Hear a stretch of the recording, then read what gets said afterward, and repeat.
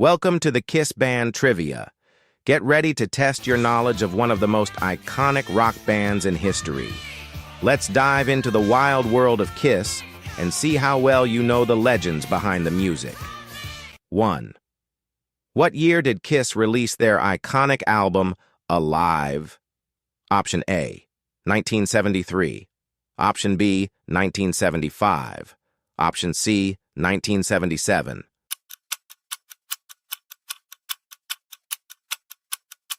Correct answer. Option B, 1975. Did you know? Kiss released Alive in 1975, and it was a major turning point for the band.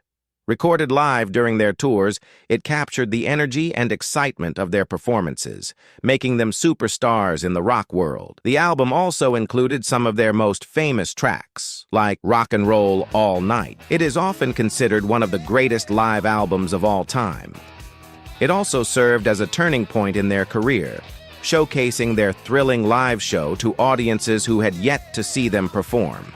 The success of Alive helped the band solidify their place in rock history, both as musicians and as entertainers. 2. Which Kiss member was the original face of the Star Child? Option A, Gene Simmons. Option B, Paul Stanley.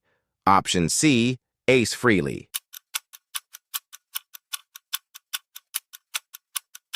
Correct answer. Option B, Paul Stanley. Did you know Paul Stanley, known as the Star Child, is not only the lead vocalist and rhythm guitarist of Kiss, but also the original face of one of the band's most iconic personas? The Star Child image, with the star over his right eye, became a symbol of Kiss's larger-than-life stage presence. Stanley's unique character stood out and helped define the band's theatrical style. His persona also reflected the glamorous and mysterious side of rock and roll, which made Kiss stand out from other bands of the era. Over time, the Star Child became an enduring symbol of Kiss's commitment to theatricality and performance. 3. What was Kiss's first top 10 hit single in the United States? Option A, Beth. Option B, Detroit Rock City. Option C, I Was Made for Lovin' You. Correct answer, option A, Beth. Did you know? Beth, released in 1976, became Kiss's first top 10 hit in the U.S. The song, which was sung by drummer Peter Criss, was a departure from their usual hard rock style, showcasing a softer, more emotional side. It became a fan favorite and is still one of their most beloved songs. The unexpected success of Beth proved that Kiss was more than just a loud, hard-hitting rock band. They could also create emotional, relatable ballads. The track's piano-driven melody added a touch of elegance that contrasted with the band's usual heavy sound, helping them broaden their appeal to a wider audience. 4. Which member of Kiss is known for his demon persona? Option A, Ace Frehley. Option B, Gene Simmons. Option C, Peter Criss.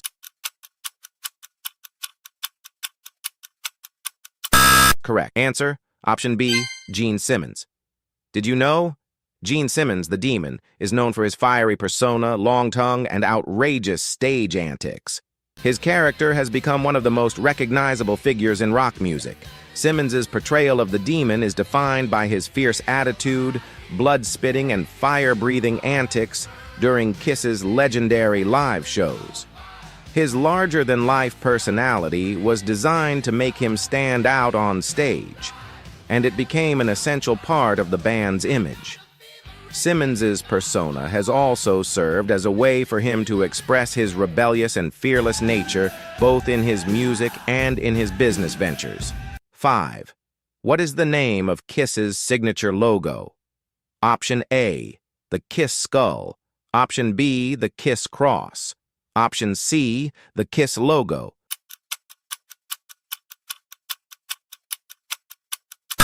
Correct answer, option C, the Kiss logo. Did you know? The Kiss logo, with its bold, sharp-edged lettering, was designed in 1973 by the band's manager, Bill Aucoin. It quickly became synonymous with the band's brand, contributing to their iconic visual identity. The Kiss logo has appeared on countless album covers, merchandise, and promotional materials, cementing the band's legendary status. The simplicity of the logo made it instantly recognizable. and it has since become one of the most iconic symbols in rock and roll. The KISS logo also represents the band's ability to break barriers and appeal to both mainstream and hardcore rock fans. Welcome to Trivia Clips, where rock legends collide and history gets loud. Today we dive into a battle straight from the heart of Seattle. Nirvana versus Pearl Jam. One burned out in tragedy, the other built a legacy that still echoes today. But who truly spoke for a generation? Let's break it down with 15 explosive facts that'll help you decide. Here comes part 1, and trust us, you'll want to stick around for part 2. Let's get started. 1. Did Nirvana really kill hair metal with just one song? Absolutely. When Smells Like Teen Spirit dropped in 1991, the music world changed overnight. Gone were the flashy solos and glam. It was all about raw sound and honest emotion. Radio stations replaced glam rock with grunge in just weeks. MTV went full Seattle mode. Nirvana didn't ask for the spotlight. They ripped it from everyone else. That song wasn't a hit. It was a revolution, and Cobain became the reluctant voice of a generation. 2. Was Pearl Jam really the anti-Nirvana of grunge? In a way, yes. While Nirvana was chaotic and unpredictable, Pearl Jam was steady and grounded. Eddie Vedder brought depth and introspection instead of self-destruction. They refused to play the fame game, often fighting with labels and avoiding music videos. Pearl Jam stood for integrity, activism, and connection. They weren't trying to be cool, they were being real. And fans respected that. Their rebellion came through resistance, not rage. 3. Was Cobain's songwriting really that influential? Totally. Cobain had a gift for turning pain into poetry, blending simplicity with brutal honesty. Songs like Lithium and Something in the Way felt like diary pages screamed into a mic. His lyrics weren't polished. They were raw and imperfect, just like the world he saw. He made sadness sound loud and silence sound powerful. Even today, his words hit like emotional bombs. Cobain didn't just write songs, he wrote truths, and people listened. 4. How did Pearl Jam fight back against the system? One word: Ticketmaster. Pearl Jam openly boycotted the ticket giant in the 90s. They claimed fans were being overcharged and fought to create an alternative tour system. It almost destroyed their career, but they didn't care. They believed music should be for the people, not corporations. It was a bold, risky move that made headlines. Pearl Jam didn't just sing about rebellion, they lived it, and that built deep fan loyalty. 5. Was Kurt Cobain's death really the end of Nirvana? Yes, Nirvana ended the moment Kurt pulled the trigger in 1994. There was no replacing him, no moving forward as a band. His death symbolized the loss of innocence in 90s rock.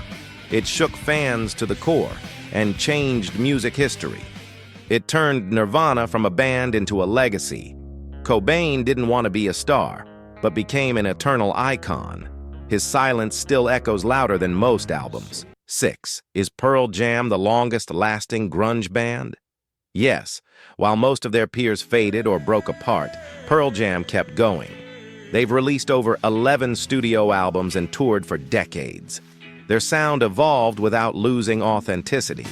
They proved you can survive success without selling your soul. They outlived the grunge explosion and became a rock institution. Pearl Jam aged like fine wine, gritty, deep, and bold. Longevity became their greatest protest. 7. Did Nirvana hate being famous? More than anything. Cobain felt trapped by the fame he never wanted. He hated the media's obsession with him and hated being labeled a spokesman. He believed fame corrupted music and poisoned creativity. He lashed out in interviews, and even their MTV Unplugged was anti-celebrity in tone. Nirvana's rise was explosive, but also painful. They were too real for the system they entered, and that made their fame feel like a curse. 8. Did Pearl Jam redefine what a band could be? Yes. They refused to play by industry rules and let their music do the talking. They avoided overexposure and focused on their fans, not their image. Eddie Vedder even stopped giving interviews for years. They built a community, not a brand. Pearl Jam concerts became gatherings, not just shows.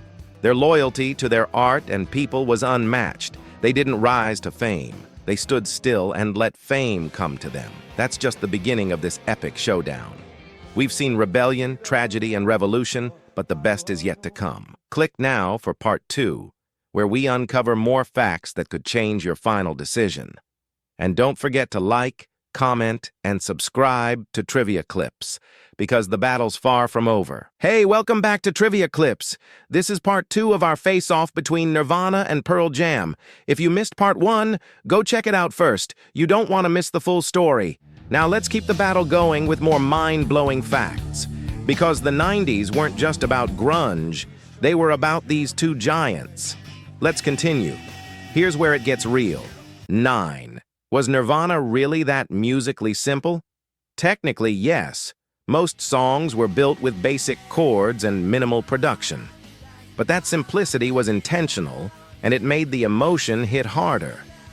Kurt believed music should be felt, not perfected. What mattered was the feeling behind every chord.